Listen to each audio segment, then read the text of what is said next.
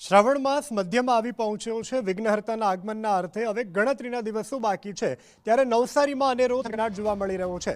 નવસારીવાસીઓ દાદાના આગમનને લઈ અને અત્યારે વિવિધ તૈયારીઓમાં પણ જોતરાઈ ચૂક્યા છે। ત્યારે આ માત્ર આસ્થા નહીં પરંતુ ભક્તિ પૂરતો મર્યાદિત ન રહે તે માટે હજારો પરિવારો અત્યારે રોજીરોટી અને આર્થિક સમૃદ્ધિ લાવવાનો આ મહાપર્વ તેને બનાવી રહ્યા છે। છેલ્લા 5 વર્ષથી નવસારીમાં ગણેશોત્સવ આગમનના યાત્રાનું સ્વરૂપ એટલું ભવ્ય બન્યું છે કે મંડપ, ડેકોરેટર્સ હોય, ડીજે હોય, સાઉન્ડ સિસ્ટમ કે પછી લાઇટ, બેન્ડ બાજા, ફૂલહાર અને ટી શર્ટ કુર્તાના વેપારીઓ માટે આ 10-15 દિવસ આખા વર્ષની કમાણી સમાન સાબિત થતા હોય છે।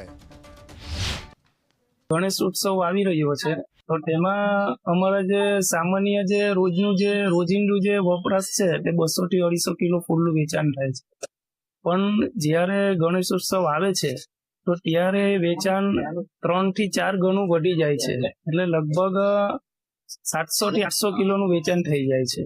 તો તેના કારણે જે અમારી જે આર્થિક પરિસ્થિતિ છે તે સુધરી જાય છે અને એના કારણે જે નાના મોટા જે બીજા બધા જે માળીઓ છે તો તે લોકોની આવકમાં પણ વધારો થાય છે। આવનારા દિવસોમાં જે ગણેશ ઉત્સવ ઉજવાયો છે નવસારી ખાતે, તેમજ નવસારી જિલ્લામાં દરેક મંડળો દ્વારા જે ઉત્સવ ઉજવવાનો છે, જેના કુર્તા અને ટી શર્ટ છાપવાનું કામ અમે કરીએ છીએ।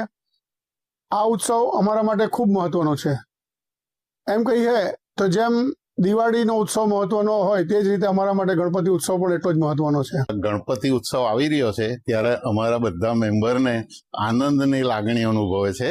દરેક આ બેઠેલી સિઝનમાં હવેથી અમારે આ ગણપતિના કામો આવવા લાગ્યા, એટલે અમારે ધીરે ધીરે કમાણીનો સ્ત્રોત વધવા માંડ્યો। આખા જિલ્લાના નાનાથી મોટા મંડપવાળા બધાની પાસે કામ વધારે છે।